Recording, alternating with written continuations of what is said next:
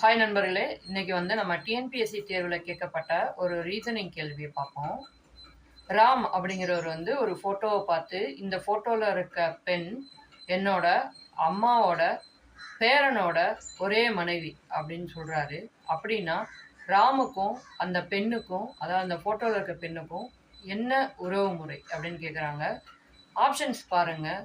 பேத்தி, மருமகள், மாமனார், அதுக்கப்புறமா அத்தை, இந்த மாதிரி கொடுத்துருக்காங்க. ஸோ இதில் நம்ம எப்படி அப்படின்னு கண்டுபிடிப்போம். இப்போ இதில் எக்ஸ்பேண்ட் பண்ணி பார்ப்போம். ராம் என்ன பண்ணுறாரு, ஒரு ஃபோட்டோவை பார்த்து இந்த பெண் அப்படின்னு சொல்கிறாரு. அப்போ அந்த ஃபோட்டோவில் இருக்கவங்க ஒரு பெண். அவங்க அவரோட அம்மாவோட பேரனோட மனைவி. அப்போ என்ன ஆகுது, அவங்க அம்மாவுக்கு ஒரு மகனோ மகளோ இருக்காங்க. அவங்களோட பையனோட மனைவி.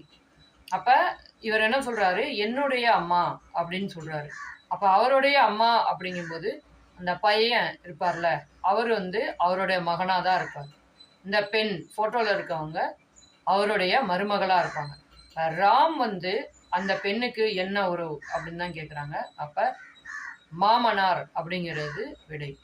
இதே போல் வீடியோக்கள் உங்களுக்கு வேணும்னா நம்ம சேனலை சப்ஸ்கிரைப் பண்ணி இணைஞ்சிருங்க. புத்தம்புது வீடியோக்கள் உங்களை தேடி நாடி வரும்.